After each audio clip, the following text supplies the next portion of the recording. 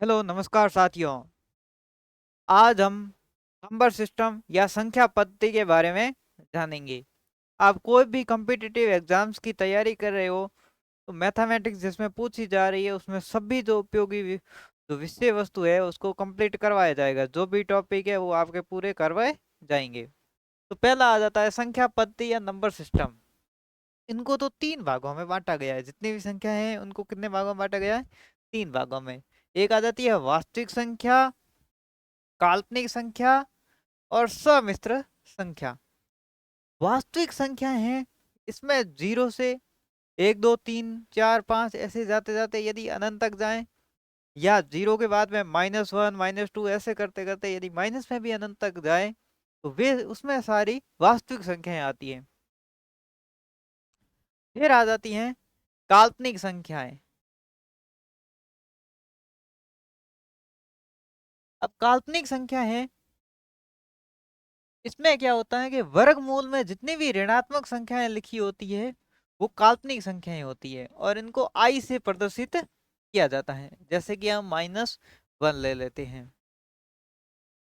और यहाँ पर समिश्र संख्या है, इन्हें a प्लस आई बी, यानी कि यहाँ पर वास्तविक संख्या है और इसमें यदि काल्पनिक संख्या भी जोड़ी गई है तो वो समिश्र संख्या बनेगी।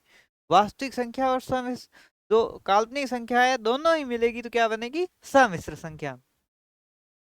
अब जो वास्तविक संख्या है इनको और मुख्यतः दो भागों में बांटा गया है, परिमेय संख्या और अपरिमेय संख्या। परिमेय संख्या का ये क्या है, इन्हें p बटे q के रूप में लिखा जा सकता है। वे तो है परिमेय संख्याएं। वे संख्याएं जिन्हें p बटे q के रूप में नहीं लिखा जा सके वे आ जाती है अपरिमेय संख्या। तो अपरिमेय संख्याओं में कुछ दो रोचक तथ्य है उनको जानने की जरूरत है। रूट में लिखी हुई सारी क्या होती है? अपरिमेय संख्याएं होती हैं। जैसे कि √4 है तो आपसे पूछा जाए ये क्या है तो ये आपको पता नहीं है परिमेय संख्या है। क्योंकि आप 4 का वर्गमूल करोगे तो कितना आ जाएगा? 2। यहाँ पर तो आप अपरिमेय संख्या पाई एक अपरिमेय संख्या है, लेकिन आप पाई का मान आप 22/7 लेते हो, ये परिमेय संख्या है। ये ध्यान रखना है। और परिमेय संख्या में एक और रूल आता है कि भाई इसमें जो दशमलव है वो अनावर्ती होना चाहिए। मतलब इसमें भी क्या है कि भाई दशमलव संख्या है यदि सेम आ रही है, ठीक है, तो वो कैसी संख्या होगी? परिमेय संख्या। और यदि नहीं आ रही है, जैसे कि यहाँ पर जैसे कि इसका मान चेंज होता रहता है जीरो, जैसे कि ये है √3 है तो 1.732 आगे जैसे जाएंगे वैसे चेंज होता रहेगा। पाई का मान है रियल वैल्यू है वो भी परिवर्तित होती रहेगी। परिमेय संख्या है, परिमेय संख्या में पूर्णांक शामिल होते हैं। पूर्णांक होते हैं उनको तीन भागों में बांटा गया है।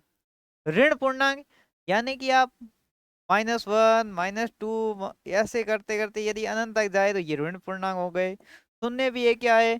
पूर्णांक है। फिर आ जाता है धन पूर्णांक, 1 2 3 4 ऐसे करते करते यदि अनंत तक जाए तो वहां पर सारे धन पूर्णांक आ जाते हैं। फिर जो धन धन पूर्णांक है उनको भी आगे विभाजित किया गया है अभाज्य संख्याएं, भाज्य संख्याएं, सम संख्याएं, विषम संख्याएं। अब अभाज्य संख्याएं वे संख्याएं जिनमें एक तथा स्वयं के अलावा किसी भी अन्य संख्या का भाग नहीं जाता हो वो अभाज्य संख्याएं कहलाती हैं। जैसे कि हम ले लेते हैं 5।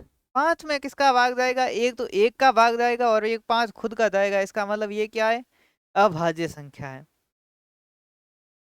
अब इनकी इससे आगे हम इनके बारे में विस्तृत है अगले क्लास कालांश में पढ़ेंगे, लेकिन ये पहले ये देख लेते हैं। भाज्य संख्याएं वे संख्याएं जिनमें एक तथा स्वयं के अलावा भी अन्य संख्या का भाग जाता हो वे भाज्य संख्याएं कहलाती हैं। फिर आ जाती है सम संख्याएं।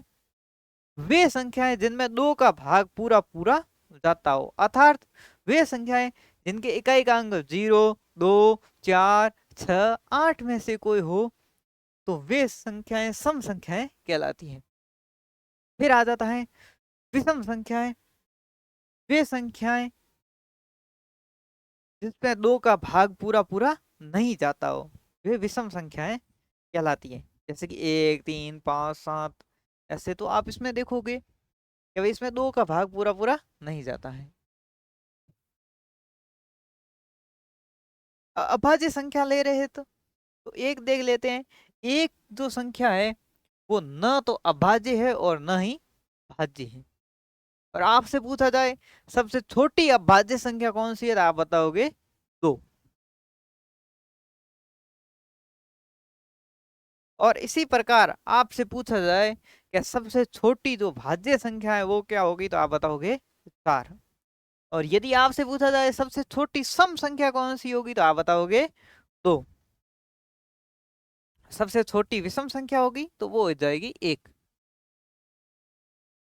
फिर यहाँ पर आप कुछ लॉजिक देखोगे कि भाई इसमें सहअभाज्य संख्याएं किसे कहते हैं, ये आपको पता होना चाहिए।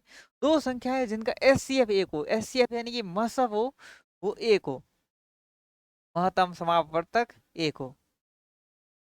जैसे कि हमने दो ले लिए, दो संख्याएं ले ली जिनका जो जोड़ा है उनमें देख लो 3 और 5 का महत्सव कितना आता है 1, महत्सव 1 है, तो वो कैसी संख्या है, सहअभाज्य संख्याएं या को प्राइम नंबर्स। फिर आ जाती है जुड़वा अभाज्य संख्या, या आपको कहीं कहीं लिखा हुआ मिलेगा ट्विंस नंबर। तो इसमें क्या होता है, वे अभाज्य संख्याएं जिनके बीच, अब यहाँ पर ट्विंस है तो ये आपको ध्यान रखना पड़ेगा कि ये को, ये जो है अभाज्य संख्या है, अभाज्य संख्या है, ये तो ट्विंस में है, जोड़े में है, जुड़वा है, तो वे अभाज्य संख्या है जिनके बीच अंतर 2 हो।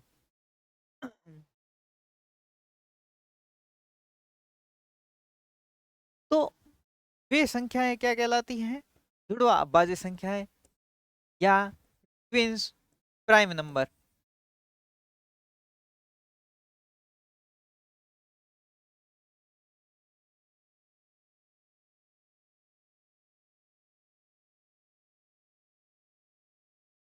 ये पार्ट हमारा यहीं पर समाप्त होता है, अगला पार्ट होगा कल। यदि वीडियो अच्छी लगी हो तो लाइक कीजिए, शेयर कीजिए और चैनल को सब्सक्राइब कीजिए, जिससे कि आगे आने वाली हर वीडियो की नोटिफिकेशन मिलती रहे। यहाँ पर आप जो भी कम्पिटिटिव एग्जाम्स की तैयारी कर रहे हो, में मैथ्स पूछी जाती है, तो आपको हर टॉपिक की अलग से प्लेलिस्ट मिल जाएगी। Thank you, take care, bye bye.